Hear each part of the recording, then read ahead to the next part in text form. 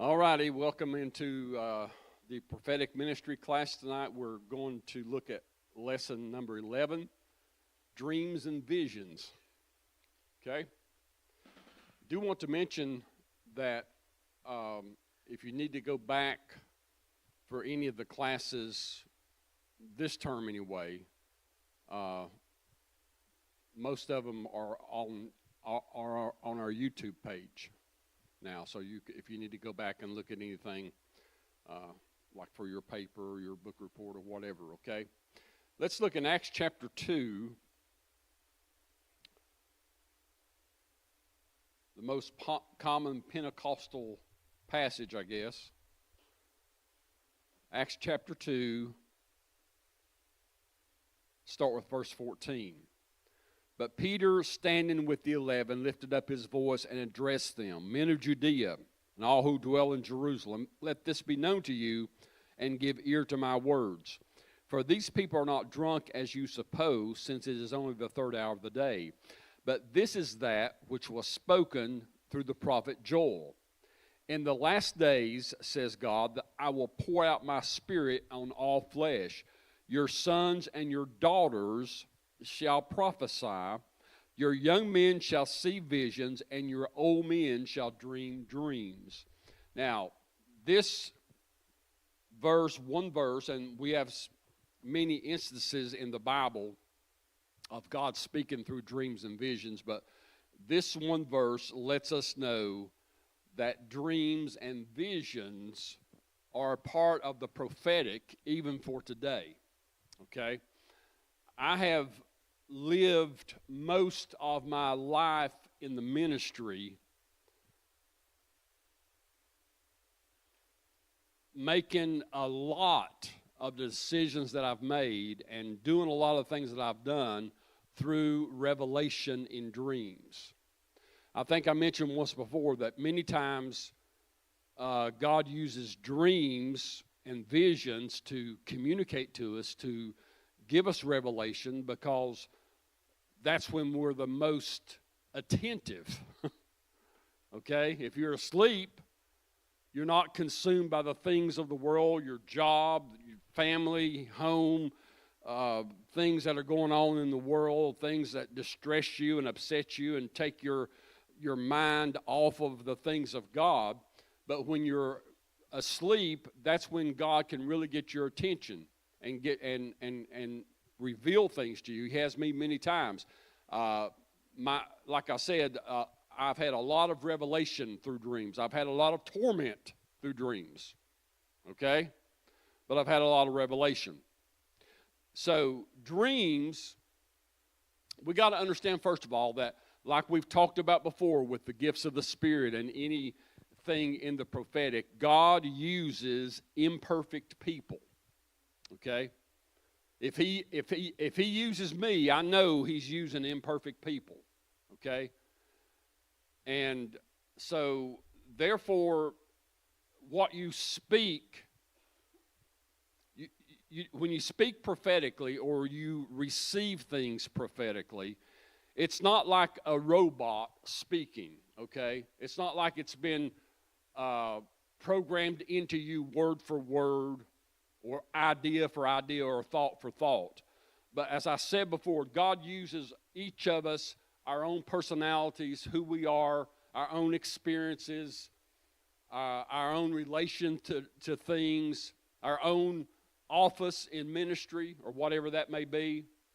And all that comes into play in the prophetic, and all of that also comes into play in dreams and visions, okay?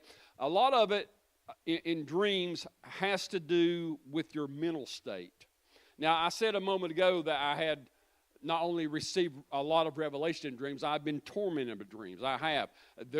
There's been times I was tormented literally for 10 years after my first wife died with dreams. I would dream about her.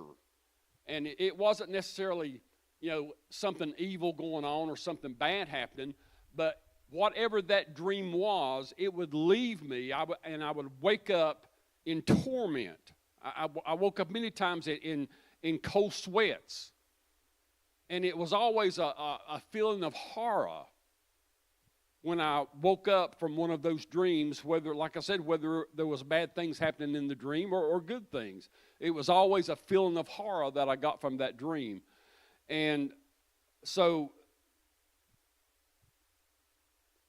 our mental state has a lot to do with our dreams sometimes. It's not necessarily something from God, and it's not necessarily tormenting from the devil. The devil can't get in your mind. He can't read your thoughts. And this is my opinion. I don't know if I have any scripture for it, but I don't believe that the devil can give you dreams. Now, he may appear to you in a dream or something that you think is him, but I don't think that the devil can speak to you in dreams like God can speak to you in dreams. But our mental state brings on the bad dreams that we have, whether we're sad, whether we're happy, whether we're angry. And the problem is with the dreams that I was having, I lived with a lot of guilt for many years after she passed. Not for anything I had done or how I treated her or anything like that, but just guilt for not being there, or guilt for not seeing something that could have changed her life or changed her, caused her not to die or something like that. And it was just a state of guilt. But thank God, I think it was 2018 or 2019 that God delivered me from that. I used to wake up every July 4th morning, because that's when she died. I got the phone call at 6:30 in the morning from the hospital that she had passed. For over 10 years with that, when I would wake up at 6:30 sharp on July 4th morning in pure horror and in pure terrors. But God delivered me from that too. And it was through prayer. And I talked to a lady. I think, well, I know you know her because your daughter's married to her son, Angela. And she used to work. She was one of my bus drivers, and I talked to her about it one day, and she gave me some great insight that helped in that area. But said all that to say this: that dreams a lot of times are calls from our mental state, from our daily activities, whether we worked hard, whether we were tired, or doing sports or watching sports. Just like last Saturday, I watched football from noon till like 1 o'clock in the morning. And guess what I dreamed about? So, there you go. But a lot of times, and this is what the lesson is about tonight, our dreams are from God. And we have to, there's not really any way that I can tell you how to determine whether that dream was from God or not. That's something that you'll have to a lot of times work out for yourself. My experience is when I've had a dream and I remember that dream vividly after I wake up, and it doesn't go away, and it's not like it's one of those, like the tormenting dreams that I used to have, but just the dream itself, and God has me thinking and praying and contemplating like all day or whatever about that dream, then I know then that that's from God, okay? And sometimes God will give me the interpretation. Sometimes God will give you the interpretation of the dream, or exactly what that dream meant that he gave you, or what it's for. Sometimes it's for you. Sometimes it's for another person. And just like with Emily last Sunday, sometimes it's for the corporate body. Okay? She had brought that dream to me a couple weeks before. and shared that dream with me because it went right along with that message that I preached. I preached that Sunday, and it went along with that message. And she was asking me if I thought she should share it, and I said, yes, I do, but not necessarily immediately. I said, we need to pray, both of us, and you pray into it, and whenever God speaks and says it's time, then that's when you share it. And so this past Sunday was when she shared that dream, because it was most of the time in the prophetic in our church anyway, Brother Dave, when we have a prophetic time every Sunday usually, and usually there's sometimes one or two, sometimes several prophetic words given, but usually they'll go all right along together. There's like a theme to those words. And even most of the time, those prophetic words coincide with the message that pastor has to preach that day. It all goes together because it's all one Spirit, like we've been teaching here, one Spirit that gives all the gifts, one Spirit that speaks, all the same Spirit, okay? So that's why that we with dreams, that dreams can be prophetic, dreams and visions can be used in the prophetic, just like that dream that Emily had that she shared. That was a prophetic dream. It had to do with what was going on and what's taking place in our church and is going to be taking place, and things that are happening in our corporate body. Okay? So that's what we've got to understand about when we have a dream that we feel is from God. If we can't determine whether it's really from God or not, or whether it's just for us, or whether we need to share it, then take it to someone like your pastor, or someone, a mature individual, someone that is used.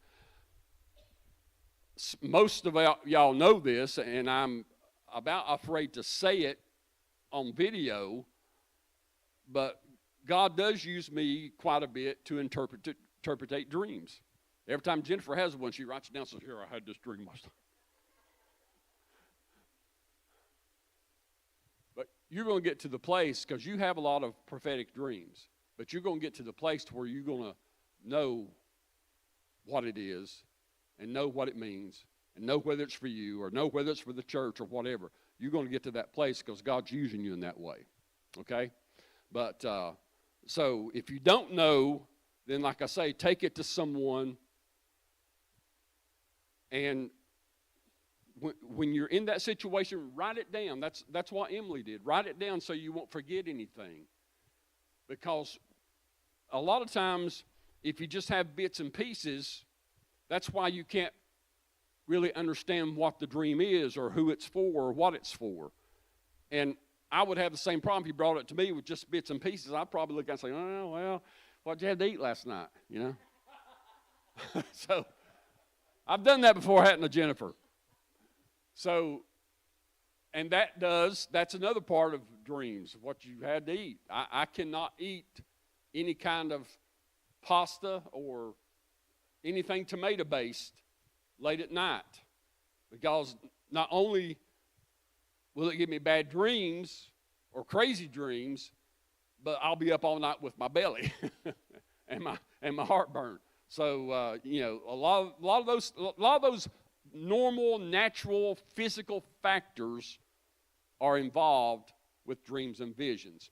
Now, as far as visions go, visions can be one. We talked about that a little when we were talking about the gifts of the Spirit. Visions can really be strong impressions. Okay, when you really feel something, you feel it so strong that it's almost a vision. You can almost see it in your spirit or in your mind. And then the open vision is a more clear, vivid seeing, like a movie playing on a screen in front of you, like I was telling you about, I think last week whenever I was teaching about when we started Victory Tabernacle, and God gave me that vision in the night, but I was wide awake, and he showed me the people that were going to be helping me, and it's like It was like a motion picture screen. It was like a silent movie. I could see their faces, but I heard God say, in an audible voice, he told me their names. And I already knew who they were, but he spoke their names. And so that is what a more clear, open vision is a more clear, vivid vision, like a movie playing on a screen. Okay? Now, stumbling blocks to correct interpretation. Basically, we talked about stumbling blocks to being used in the gifts of the Spirit. And these are basically about the same things, okay? First of all, presumptions or pet doctrines, okay? Let's look in the book. Rick Joyner has a very good perspective on this. In your book on page 113, you'll turn there.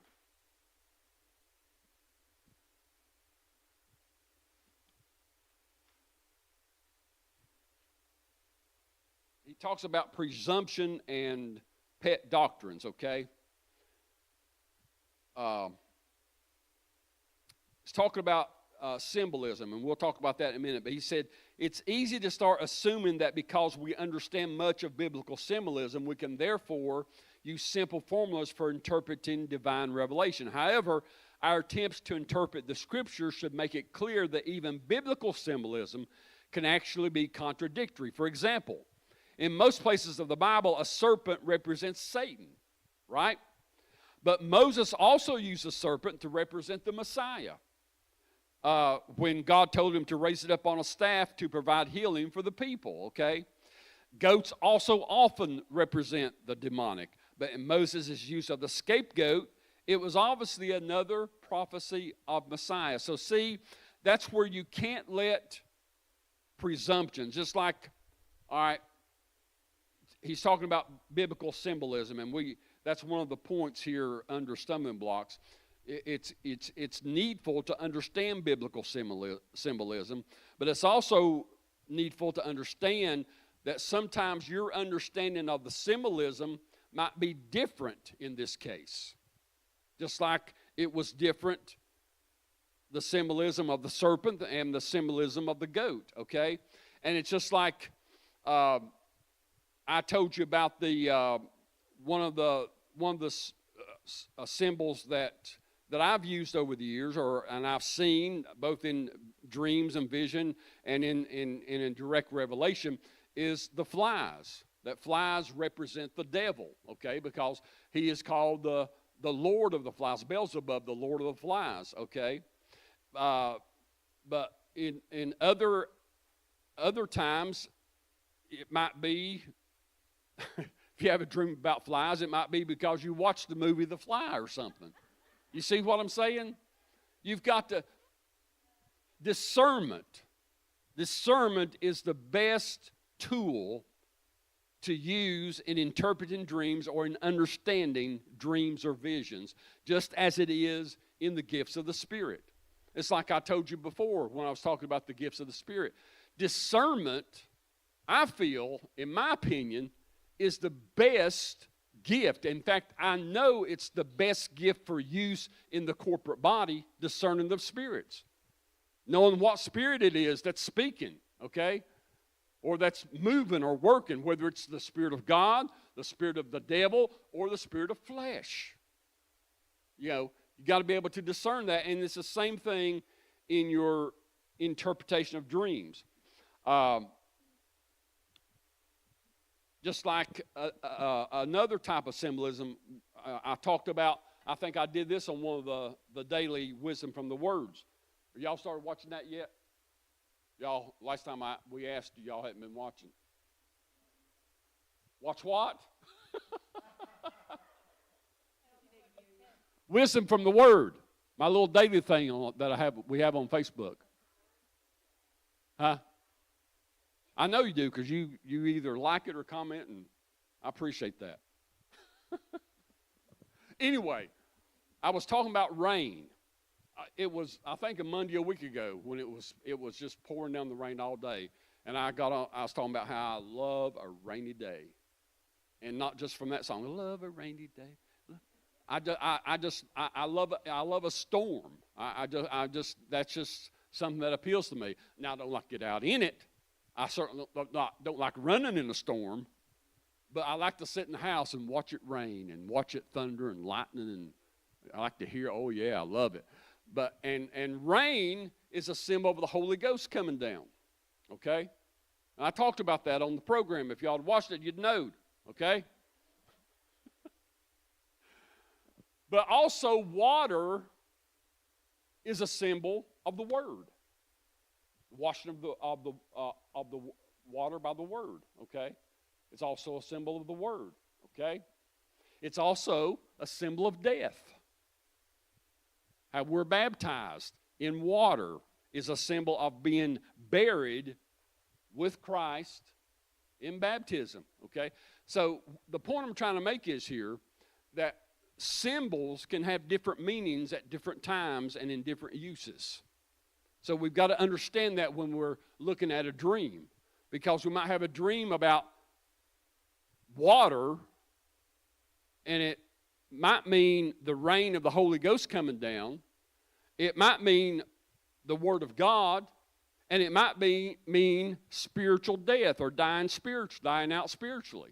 Okay? That's why we have to discern. That's why I said the gift of discernment is very, very important in that, okay? And another stumbling block is personal perspective. And I think I sort of mentioned that about, like, sometimes in your area, your interpretation will be tainted or prejudiced by your area of ministry, okay? In other words, like a pastor, how they interpret something might be a little different. They might see it just a little bit different than how an evangelist sees it. You see what I'm saying? Okay? And a teacher of adults might see it just a little bit differently about how a teacher of children see it. Okay? So all these things have to be taken into account. Where you are, who you are. That's why I started out by saying God uses imperfect people, okay? So you got to take all that into perspective when you're trying to understand dreams and visions and even in the gifts of the Spirit in any prophetic utterance, okay? And then I think probably the biggest one here is seeing through fear rather than faith. Let's go to the book on page 115. He's got a real good perspective here. He says this: if we're going to see from the Lord's perspective, we must understand that He is not sitting in heaven wringing His hands and worrying about everything. He has already seen the end of all things. He is in total control of everything that He wants to control. The gift of discernment is required for interpretation, but many fall into the trap of substituting suspicion for real discernment. Uh-oh. That happens. We'll be talking a little bit more about that in next lesson about watchmen. Watchmen are very, very important. But sometimes people that think they're a watchman are just suspicious people. Okay? All right. This is rooted in fear, which will always distort our perception. True discernment can only operate in godly love. Perfect love casts out fear. God is love. And if we are going to see through His eyes, we must see through the eyes of love. God is certainly not afraid of the enemy, and anything that is colored by fear is a distortion of true spiritual vision. Man, I love that. Okay? If you, on the subject of dreams or visions or whatever, if you see something that brings fear to your heart, that's definitely going to taint your interpretation, okay? We've got to realize, like Rick Joyner said here, God is not afraid of anything, okay? And therefore, we shouldn't be either. I used to make a statement years ago when I was pastoring that I fear no man and very few women.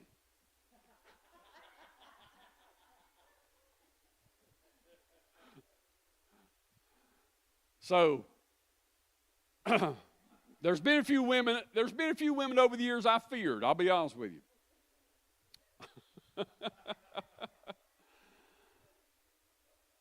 But God's not afraid, and when it comes to interpreting our dreams or visions and seeing what God is trying to tell us, we don't need to operate in fear, okay? We need to let that fear go because it's going to taint how we see it and how we interpret it. We need to come at it like God. He knows the beginning from the end. He's not afraid of the enemy. He knows what the enemy is going to do before he does it. Okay? So we need to operate in that way, that whatever, if God has given us a dream, if God's given us a vision, if God's given us a word, it's through love. It's through his love for us and his love for whoever that word is for. So we don't need to fear, no matter how bad it may sound or how bad that dream may look or whatever the case may be. We need to know that God's given it to us in love, so we need to present it and interpret it in love, okay? So that we can give the word that God has and in the way that he wants us to give it, okay? See what I'm saying here? All right. So dreams and visions are very, very important. But just like any other area of the prophetic ministry, like in the gifts of the Spirit, words of wisdom, word of knowledge, interpretation of tongues, there are some guidelines to go by, because every dream that you have is not from God. Like I said, it could be because you were tired. It could be because you watched football all day. It could be because you ate pizza too late at night. It could be because you watched a crazy television show. It could be because you have guilt over your ex-spouse's death or something like that, like I had. Okay? So, but when a dream is from God, you can develop, like I said, I have my way of knowing when it's from God. You can develop your own way. And again, if you're not sure, ask somebody. Go to your pastor. Go to a mature person that works in the prophetic. And they'll help you with that. Okay? All right. That was a short one tonight. Anybody have any questions or comments? Okay? Hang on just a second. My question is, you had made a comment that the devil can't go into your mind and like make you dream anything. Is that correct? I believe, yes. Okay. Approximately, I don't know, 15, 17 years ago, I guess I have to back up a little bit. A long time ago, I used to use drugs, and I got cleaned. Thank you, Jesus. And about 15, 17 years ago, wasn't thinking about drugs, wasn't thinking about my past, don't know if I had anything weird to eat that night because I was 15, 17 years ago, but I still remember this dream. In my dream, I was in my present state, like the way I was 15, 17 years ago, and I was doing drugs, and I actually felt the effects, like in my dream, to the point where I woke up and I was like literally crying and asking God to forgive me because I was like, I felt like I did it, even though I didn't. So why would I dream something like that, though? I mean, something I'm not even wanting to even think about anymore. But I still remember to this day. I still remember it vividly. You ever thought maybe it was God speaking to you in that dream? I don't know. Didn't know what to think. I was just Well, I'm not scared. saying it was, but it could very well be him wanting to just remind you of where he brought you from. Oh, okay. Or maybe I get having that. maybe there's somebody else. Maybe there was somebody else at that time, or maybe even somebody in the future that you can relate that to, and that it will help them. Well, I have Okay. actually spoken to and have helped people that have been through what I've been through or were going through at the time. So I do use my past to try to help people, but I just didn't like that dream. It Well, felt too real to me. listen, uh, every dream that God gives you ain't going to be, little cherubs running Well, around playing harps. I've had dreams that I know were from God, and I didn't like them either. I when didn't like it at all. back then I That's God's wasn't. giving me words for people that I didn't like. You know what I'm saying? So, Well, when I had that dream, and I never even thought. Well, I'm learning this stuff now. I had no clue about this, 15, 17 years ago. yeah. So to me, it was like, oh, the devil just wants me to, go through this again so I could try and get more, and I ain't doing it. And I literally woke up crying and asking God to forgive me because I really felt like I woke up from doing it. Well, It was bad. let me ask you this. Who did that dream drive you to? God. I mean, literally, as soon as I woke up, I was like, God, please forget. And I just poured out my heart and, like, oh, yeah. Literally drew me to Him. Just like the saying that I've heard several people say, anything that drives you to your knees is good for you. I guess it was, when I think about it now, it's like the way it made me feel and how bad I felt that I even actually felt the effects in my dream. I was like, I don't want to do that anymore. Why would I, So it kind of, like you said, like it kind of helped remember where He brought me Yeah. from, because I was like, "Oh, I ain't going back there. As much as I can help it, I am not going back there again Right. with God's help, because He's the one that delivered me." That's good. Anybody else?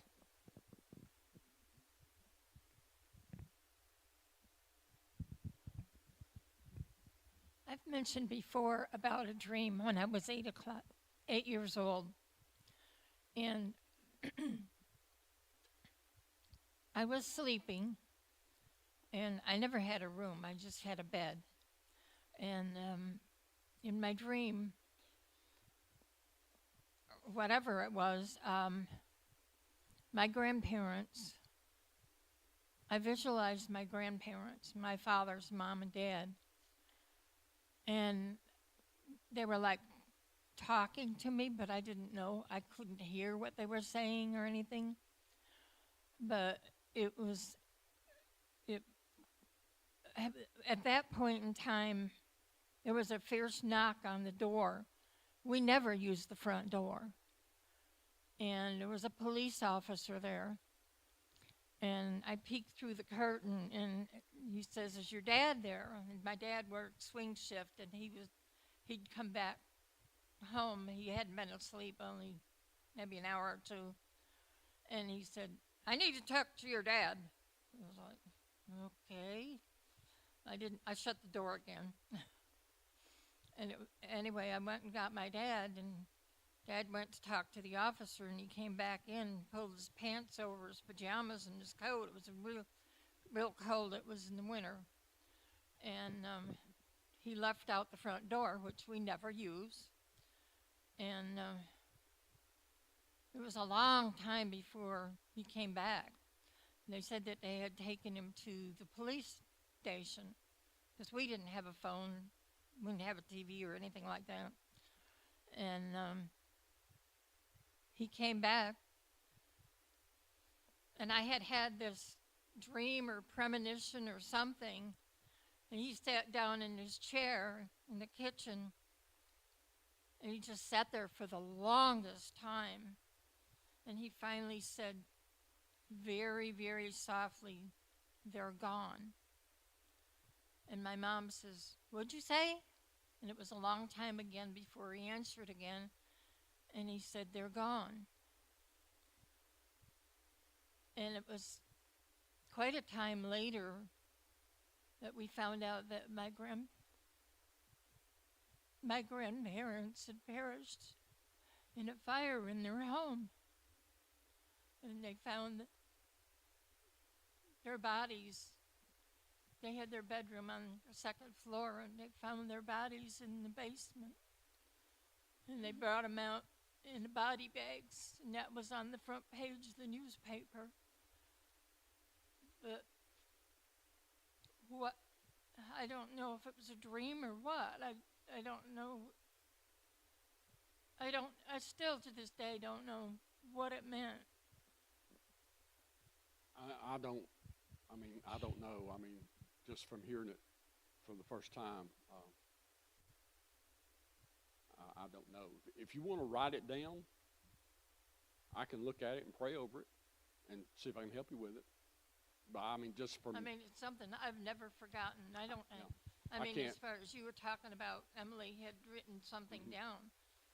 I've never forgotten this. Yeah. I know what happened, and it's just like it's in my face a lot of times. Well, I'd have to hear it again and pray about it. From everything you said, it sounds like it was something maybe, I don't know if God was giving you a warning or if, preparing you for it or whatever, maybe preparing you to help somebody with it. I don't know, but I've always called it a premonition, but no, I don't believe in premonitions. Okay? Don't believe in premonitions. Now, I believe God will give you warnings and God will, speak, but a premonition is more of a psycho, paranormal type thing that I don't believe in them. Premonition, what's the actual meaning of premonition? I know what it means, but there's usually more to the meaning of it. Yeah, I don't know. Okay. I'm being honest. Okay. I know, I just don't believe in them. All right, real quickly, anybody else? Don't give me no dreams. I can't interpret your dreams right now, okay?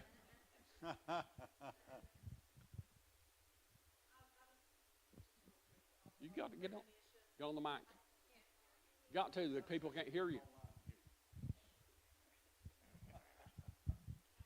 I believe, the things that God does is great, right? We know that there are everything the devil uses against us is things that he's trying to mimic or copy God. And I think the premonition part that he puts in place, I heard Pastor Mary say New Age, and it's absolutely in that kind of category.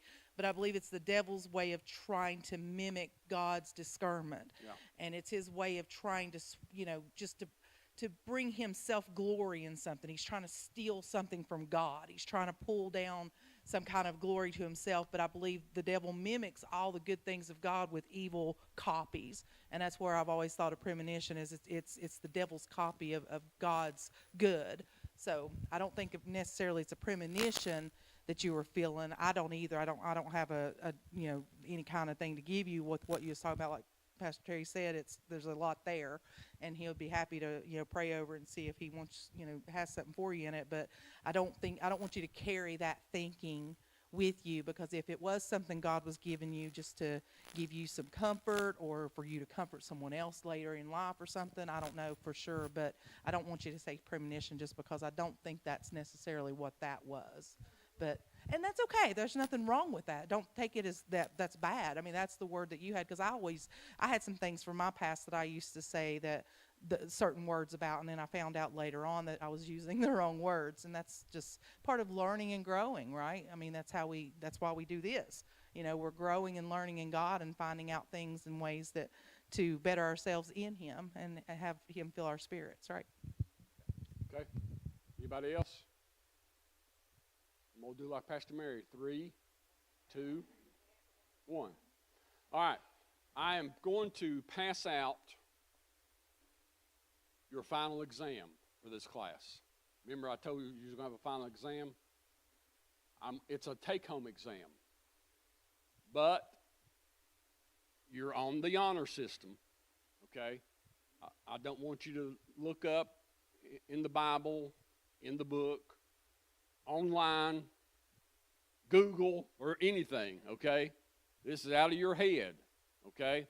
Now, if you simply, and all you're doing is listing the 9 fruit of the Spirit and the 9 revelatory or sign gifts, okay? And if you get this piece of paper in front of you, and all of a sudden your mind goes blank, put it aside, try it again. And if it happens, keeps happening over and over, then go to the book or go to the Bible and find them. But you put on the paper here that you had to look in the book or look in the Bible. Okay, this is Bible college. Y'all supposed to be honest. Okay, I'm gonna take you on your honor. Okay, so take this and do it and have it. You got 2 weeks. You got till the 20th to bring this back on the 20th. Okay, and also your other work from the other class. All right? So, now, if you're audited in the class, you don't have to take this. If you want to, you can, but you don't have to. Okay?